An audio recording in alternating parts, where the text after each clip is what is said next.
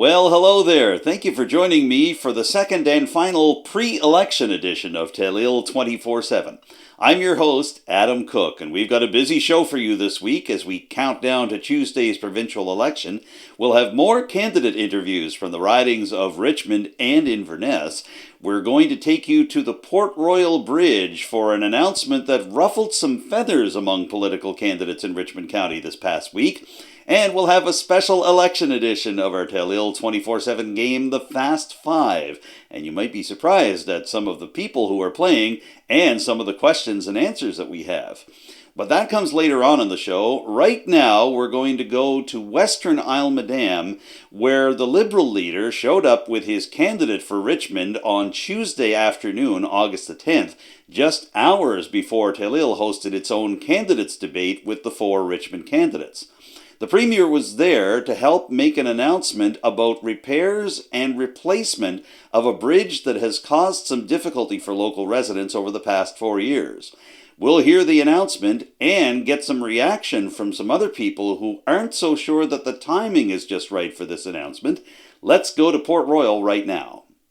Shut down since 2017 and forcing a lengthy detour for residents of Western Isle Madam, the Port Royal Bridge saw more activity than it had seen in quite a while on Tuesday afternoon, August the 10th, 1 week before the election. Richmond Liberal candidate Matt Haley set up the announcement, and then it was time for Liberal leader Iain Rankin to step in. Local politics really matters to me. I've been an MLA for 8 years, and I know it's really important to look after people and the infrastructure and the roads and areas and critical infrastructure that helps move people around to get to areas you need to get to. In this case, the Janvrin Island, St. Mary's and Port Royal, needing to get to the West Ayrshire area, a major highway, the Highway 206. And so Matt Haley is already a strong advocate for the local area by bringing this forward to me. So we are really proud, if we are successful in this election, which we intend to be, that we will be investing $2 million to replace the bridge here to ensure that you do have that access.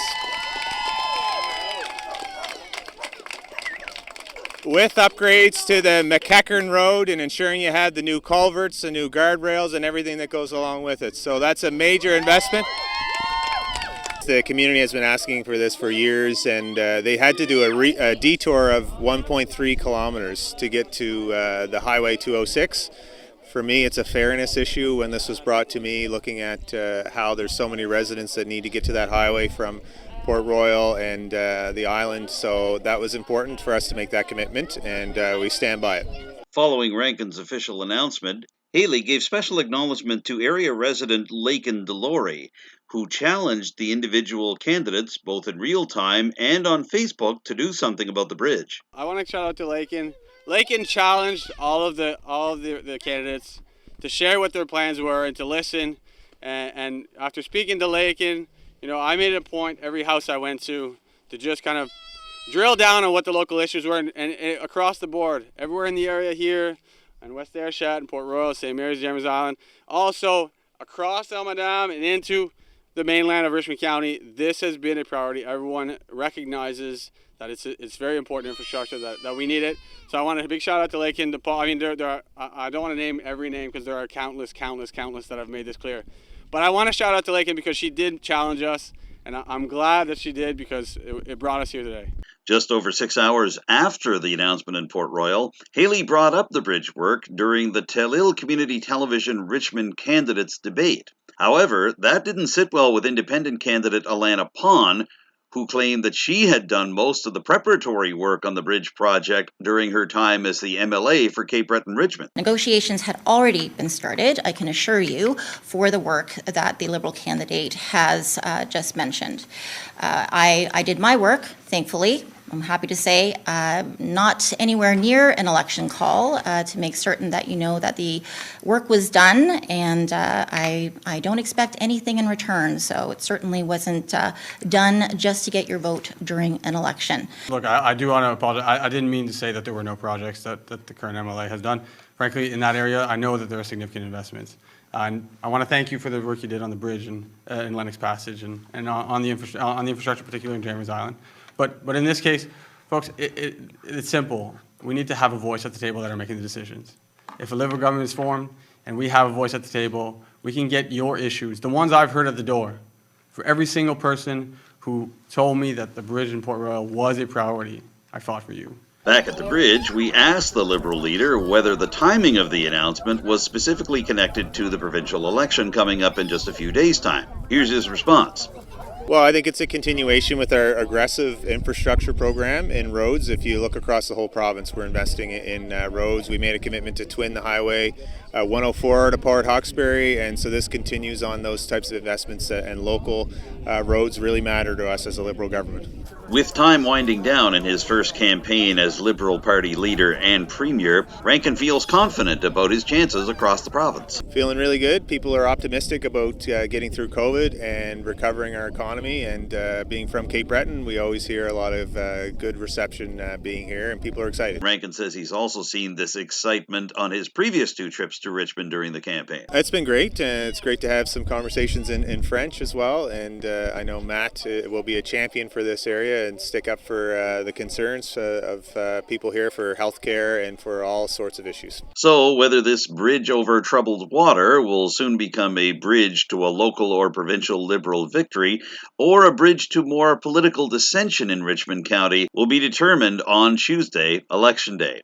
In the meantime, residents of Port Royal, St. Mary's, and Janvrin's Island are simply hoping that their 4 years of detours and difficulties connected to McEachern Road are finally coming to an end. In Port Royal for Telile 24/7, I'm Adam Cook. Staying in the riding of Richmond, we'd like to introduce you to the riding's new Democrat candidate for this election. He's a newcomer to provincial politics. He's originally from Shubenacadie First Nation, has been making his home in Port Hawkesbury for the past 9 years, and feels that he has something special to offer for the residents of Richmond County in this election and beyond. He's Bryson Syliboy. He joined me in the Telile studios just a few days ago. Here's that interview with Bryson right now. And we're pleased to welcome to the Telile studios for his thoughts on his candidacy for the New Democrats in the riding of Richmond. Bryson Syliboy is here with us today. Bryson, thank you for joining me on Telile 24/7. Thank you very much for having me here. I appreciate it. It's a pleasure to have you here. And we wanted to begin by asking you what led you to decide to run at this time. Obviously, we knew an election was coming, but why did you decide to carry the NDP colors this time around? Well, I decided to run because, representation matters. So I wanted to show our youth in Nova Scotia that, you can do this, and that everybody in Nova Scotia has the right to be a MLA or be part of politics, because, that's important to show everybody, and especially for me being a Mi'kmaq Two-Spirit person, I needed to make sure that everybody has a say. I wanted to speak to you about representation because I'm interested to note that you're one of only 2 Mi'kmaq candidates running not only in Cape Breton but in this election. Nadine Bernard of Eskasoni is running for the Liberals in the Victoria riding. Andrea Paul, the chief of Pictou Landing, did try for the Pictou East Liberal nomination. She finished second. And other than Noel Knockwood, who was the Sergeant-at-Arms at Province House for many years, we really haven't seen a lot of Mi'kmaq faces or heard Mi'kmaq voices in the provincial legislature. So can you talk a bit about the importance of having the Mi'kmaq voice represented there? Yes, Mi'kmaq representation is extremely important right now because, we have everything going on with the environment, residential schools, moderate livelihood fisheries, and, treaty rights in general. And so we need a voice in the legislature to open up the dialogue on Indigenous rights in Nova Scotia. I want to pick up on one aspect of that, and you and I have spoken about this before. You were a key campaigner shortly after news broke of the remains of 215 children having been found at the Kamloops residential school site, to have flags lowered at municipal buildings across Nova Scotia. And does it feel like your success in that regard and your voice in that regard has helped prepare you for not only this run that you're making in Richmond right now, but also for future advocacy for the Mi'kmaq Nation? I believe it has, because I try to create a dialogue as much as I can to keep these important issues in light and, just have the voice for these people that never really had a voice. These children were ripped from their families, taken away and died because, of circumstances beyond their control, and they need the voice. We need to always remember stuff like this. So we, I don't know, it's hard, to think about it because, it's just important to keep the dialogue going. And I know this has been a big issue for you, apart from the fact of the tragedy and the cruelty that unfolded there. Yeah. But this hits close to home for you and your family, who have been among the residential school survivors here in Atlantic Canada. And you told me once that you had gone through the so-called Indian Day School program as you were growing up. So I imagine this is something that you feel and that your family feels on a daily basis. Oh yeah, my mother was a residential school survivor. Her entire family was. My father, he went to Indian Day School as well. He spent many years there, and I found out a few weeks ago that my grandmother was one of the kids that were experimented on in Shubenacadie. So it's it does hit it close to home. I want to speak to you about representation of a different sort, and this is something else that you've been very, very strong about. You are Two-Spirit, and that's the Indigenous version of LGBTQIA. So you've been involved in Pride events, including the Straight Area Pride Rally that took place in Port Hawkesbury just a year and change ago. We don't see a lot of open LGBTQI candidates and representatives and MLAs in Province House. So do you feel that this is an area that's been lacking in that you hope to bring your experience to as well? Oh, for sure. We need, representation is great. We need to have it, and to be openly gay and proud to be gay. Our youth need to see it, especially here in rural settings, because in rural settings we don't have the resources that we normally do have in urban settings. So it is vitally important for our queer youth to see an openly gay person in our legislature. What are some of the other issues that you're really concentrating on during this campaign? Obviously, some of them come from the NDP platform, but can you tell me some of the big ones for you and some of the things that you would hope to accomplish as an MLA if you're successful on the 17th? Well, healthcare is a huge issue here in Richmond because, we do have an aging population here. So we have to take care of our seniors. We have to take care of are vulnerable with our healthcare. We need to have reliable healthcare service here.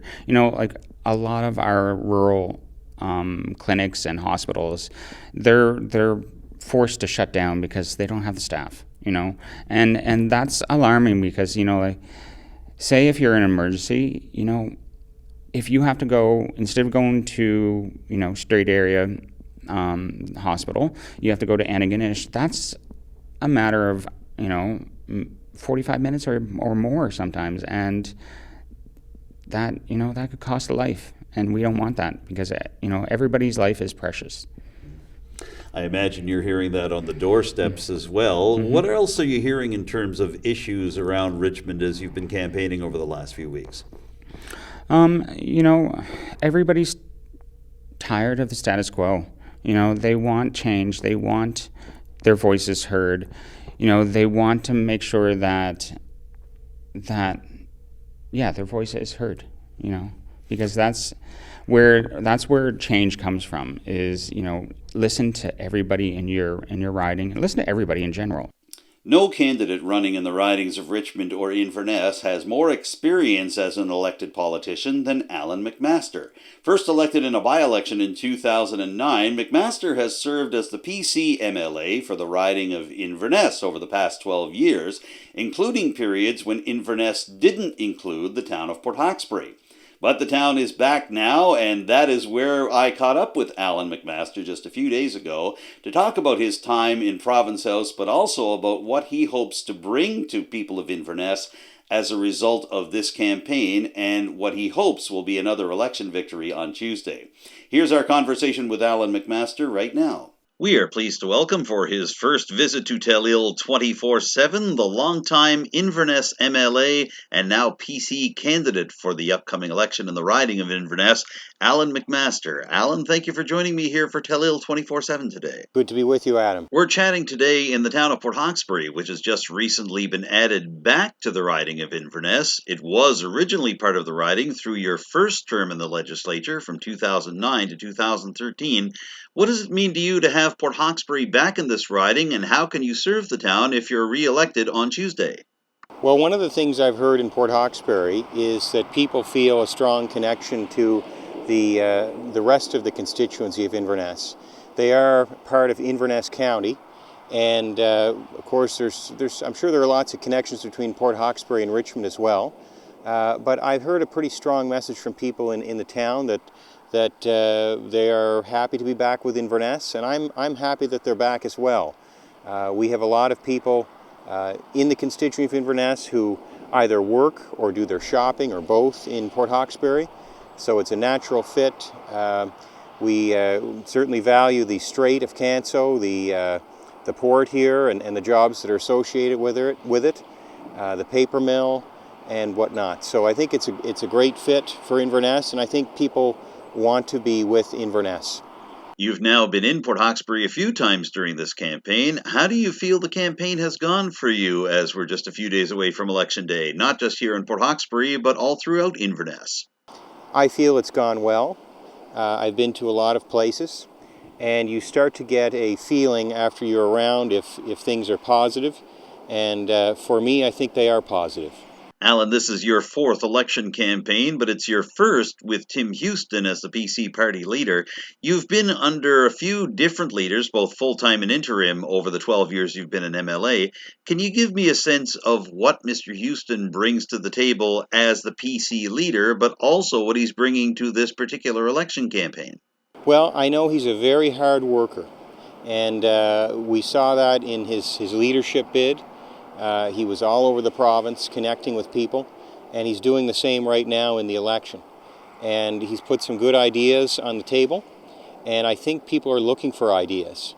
And I think we've all been through a lot with the pandemic. People are looking for something more than, I guess we've all been watching the same channel the last year and a half, and that's been the pandemic. And I think people are open to a change and open to ideas that might send the province in a better direction. I'm glad you brought up the pandemic just a couple of moments ago, because this area has really struggled in terms of reopening in the weeks and months that followed the initial waves of the pandemic, and especially after the third wave that had the most recent lockdown in Nova Scotia.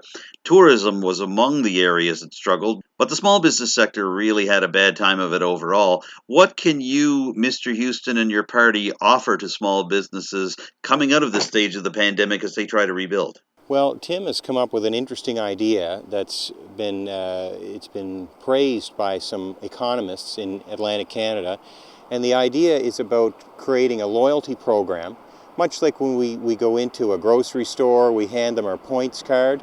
Well, this would be a points card that would generate points if you're buying local products. And so that's going to be good for people who make arts, crafts, who bake local made goods. Anything that's made locally, people can get reward points for it, and they can be used to really generate value for them in terms of when they go to renew their license, things like that. So while it's not cash in your pocket, in many ways it becomes cash in your pocket because it ends up saving you money on things that most people are going to need to buy at some point anyway. And it helps to get people focused on buying local.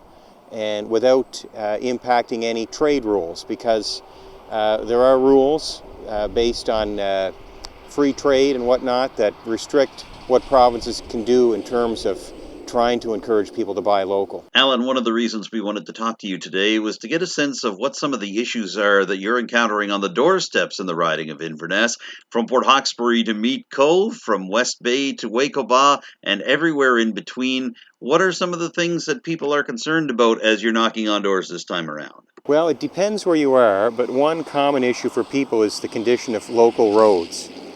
And whether you live on a gravel road and in some cases even paved roads, there's a lot left to be desired in terms of your experience in driving them.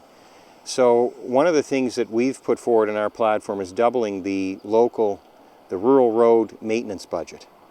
And I'm hopeful that something as significant in that as that can make a difference that we can see in our local roads.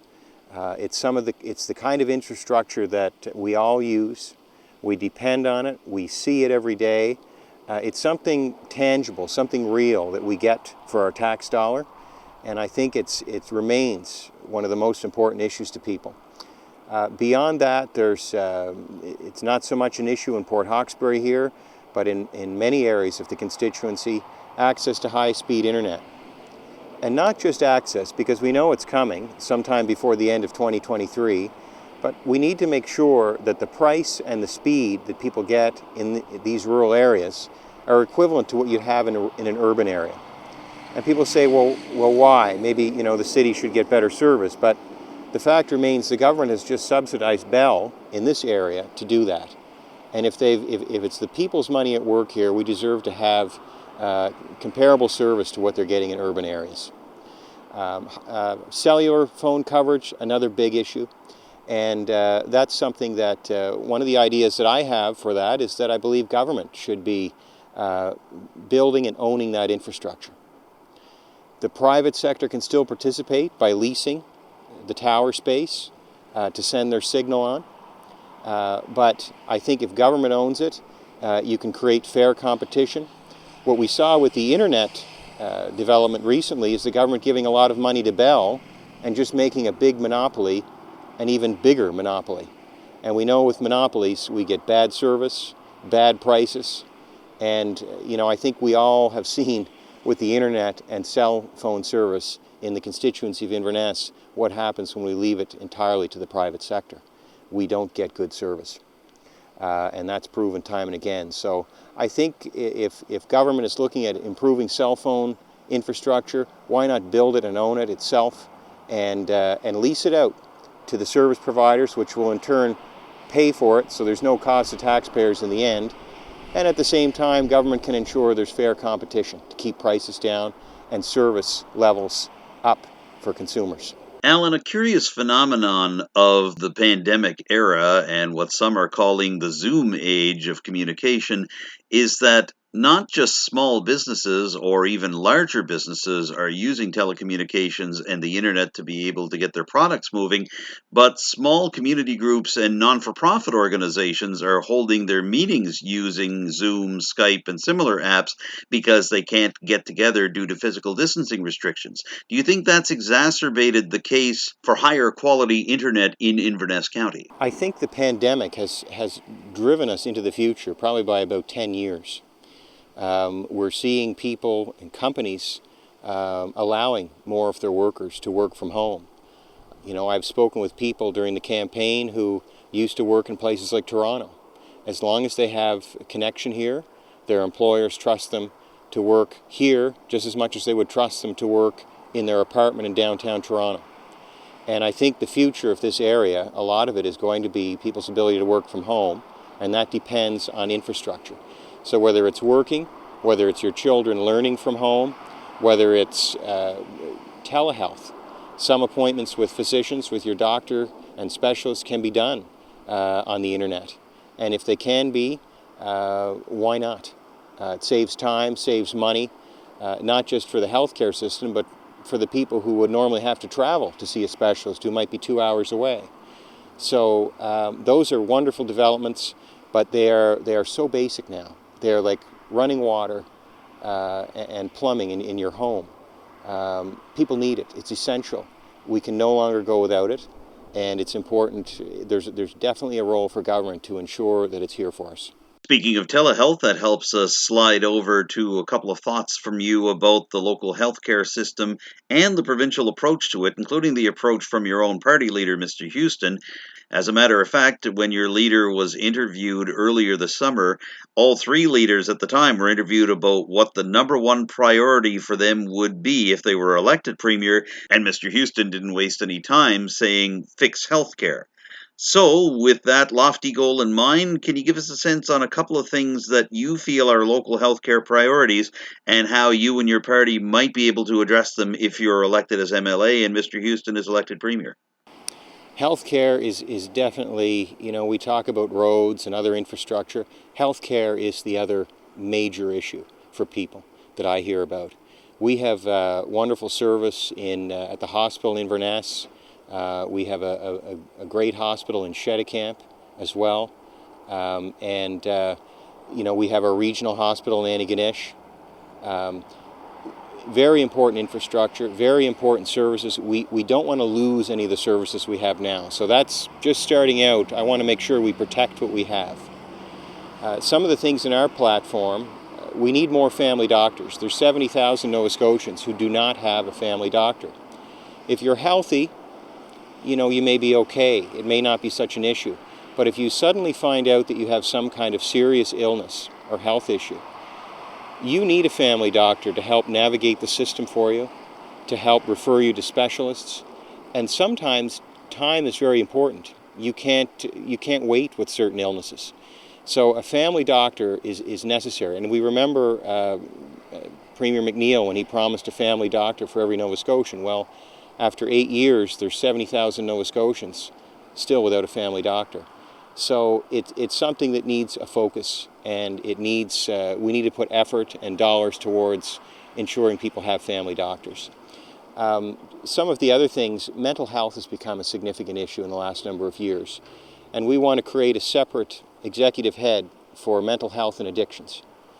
And the reason being, the health department consumes almost half of the provincial budget.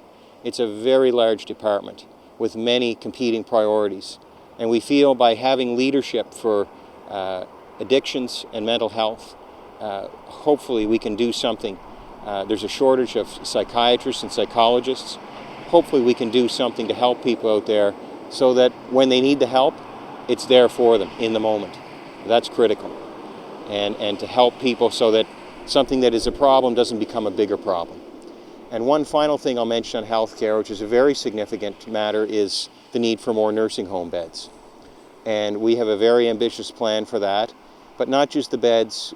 We realize that a lot of people who are in nursing homes now, the people helping them, the CCAs, the LPNs, the RNs, they run off their feet every day. And they need more time with each patient. And it's if you're run off your feet and you're going into work and you're tired and you can't get a day off because the facility can't go without you, you end up getting people calling in sick. And then you have people in situations where they're going into work where once again they're short-staffed for the day, and it's hard. And you can't go on like that forever. And that is not an issue for the workers in terms of it being their fault. That is a management issue. And that's something that needs to be fixed. So more beds and more people working in those facilities are necessary because we have an aging population, and quite frankly, the government has created very few nursing home beds in the last 10 years. Very few. Allan, we often talk about economic development and healthcare in an election campaign like this, but it seems that housing has really come to the forefront as well for Inverness, not just for affordable housing for the less fortunate and low-income individuals and families, but also housing for those that are moving to the area either to start businesses, become physicians in the area, or simply to live and to have a productive life in Inverness County. What can you tell me about your party's approach to housing in each of these situations? Well, we've had the perfect storm in terms of housing. We've had the introduction of Airbnbs, which have pulled housing off the market, which would normally be rented to local people. We've had the issue of inflation associated with the pandemic. If you go to either your hardware store to buy a 2x4, you're paying, or a sheet of plywood, you're paying twice the price now. And maybe prices will come down a bit, but often when prices go up, they'll come down a little, and then they start just rising slowly again over time. So so prices of housing have gone up, rental rates have gone up, the supply has gone down. We have an aging population. I think there's people who would move out of their homes, but there are no units available for them to move into. And I'm talking about people who wouldn't necessarily need affordable housing. So those homes are still full. They're not being freed up. So housing has become critical at this stage in our lives and in time. And we saw a development that was proposed for Inverness. There were over 80 units. Half of them were going to be affordable. And that plan fell through because they could not get a clear answer on when they could hook up to water and sewer, municipal water and sewer. And that's a shame because we could use that housing right now. Port Hawkesbury here, critical need. I would say Inverness and Port Hawkesbury are the areas most affected. There are also centres. In Inverness you have the golf courses and the tourism that's generated there. And in Port Hawkesbury here you have the service industry. A lot of employers cannot find people to work right now. They need people. If people don't have housing where they can live in the community, they can't come to the community to work. So it's not only affecting people in a personal way in terms of where they can live, it's affecting our economy, our local economy, and its ability to get people plugged into the jobs that our economy needs them plugged into to grow the economy. If you don't have the human resources to work with, you can't expand your sales, even if there are people waiting in line to buy what you're selling. So housing is critical. I know the town of Port Hawkesbury has done a survey recently. They got a lot of response. That's something, if I'm elected, I want to work with them on. And not just affordable housing, but also housing for seniors who want to move out of their homes. They want something, an easier lifestyle where they don't have to be worried about shoveling snow and mowing lawns and keeping flower beds, and maintaining a house. They want something simple. And if there's a direction for them to go in, that opens up more housing in the community as well. So government, one final point I would say, government has to be responsive.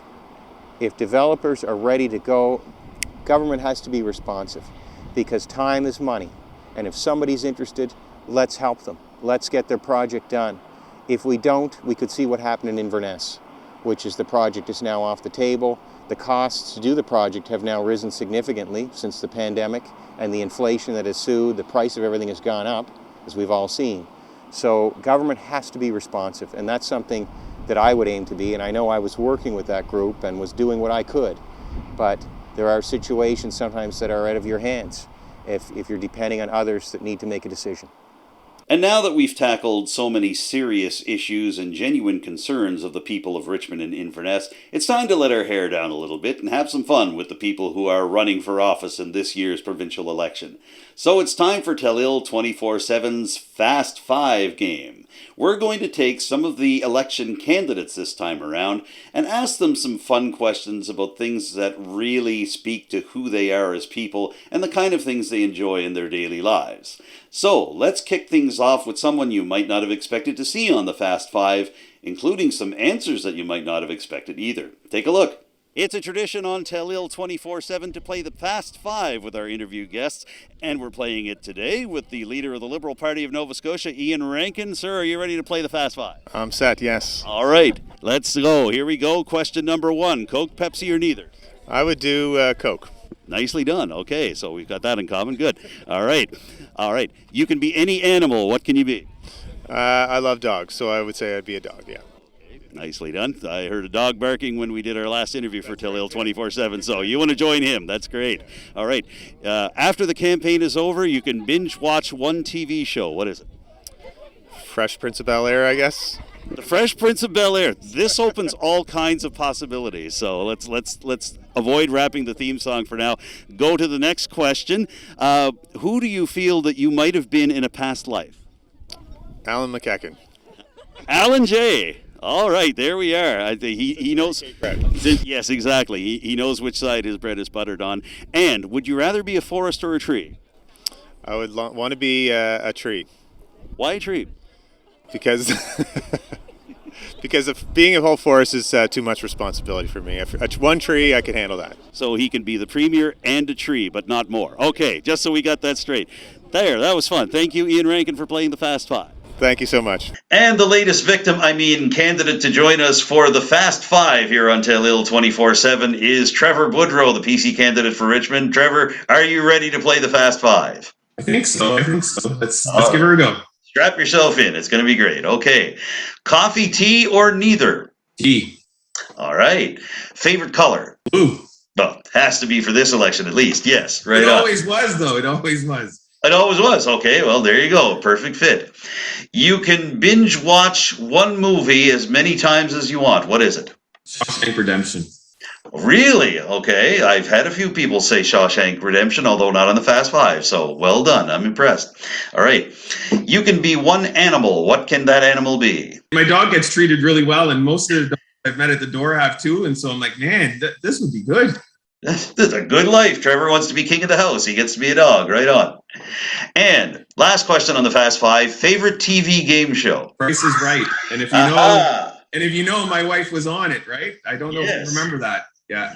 That was a pretty easy question, and I would have been very disappointed if you didn't say The Price is Right. I think Sarah probably would have too. Yeah, I would have been in trouble. Yeah, it would have been come on down for a different reason, yes. Trevor Boudreau, thank you so much for playing the Fast Five with us on Telile 24/7. I think I passed, right? That last one almost got me. Flying colors. I think you passed by us and you passed by Sarah. Thanks again. Trevor Boudreau is the PC candidate for Richmond and the latest person to play the Fast Five on Telile 24/7. And joining us for our latest edition of the Fast Five is a woman who has spent what seems like 4.5 fast years as an MLA, now running for re-election as an independent in Richmond. She is Allan Pond, of course. Allan, thank you for joining me for the Fast Five. You are very welcome. I have no idea what you're going to ask me, so it's going to be a Fast Five just on the fly. Exactly. And the questions are all about you, so there's no wrong answers. Okay, well, as long as, okay, sure, go. All right, here we go. So, first question, Coke, Pepsi, or neither? Neither. Okay. Water. Water. Nicely done. That's great. All right, question number 2. Would you rather travel by train or plane?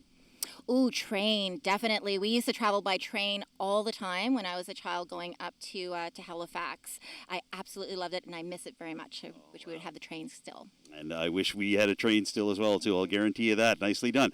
Okay, you have 1 week in which you can binge watch whatever TV show you want. What is that TV show? It's probably going to be a microcosm of a whole bunch of documentary films, probably on a multitude of different topics. But yeah, I'm a documentary film watcher. Mm-hmm. No surprise there, given your time in the film industry. Next question. You can be any animal. What animal is it? Good question. Well, I like all animals, but I have to say that I really like cats. Cats are quite independent. They're cute, cuddly animals, but they're quite independent. Although, being a bird would be quite a nice thing as well, to be able to soar above and, kind of look down, an aerial view of everything. So, yeah, interesting question, Adam. So you'd like to be a cat bird then, basically? Oh, a cat bird. Now that would be a very interesting, good show, Adam. You're able to blend the two. There we are, right on. So, watch for Catbird, starring Allan Pond, coming to a theater near you. And our last question on the Fast Five, it might be a simple answer. What is your happy place? Oh, well, we're sitting in it.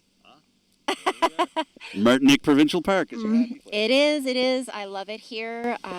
Being outdoors overall is just, my happy place. Oftentimes go down to, from the office, the constituency office. We have a beautiful trail system that is just below us, the old rail bed, of course, in St. Peter's.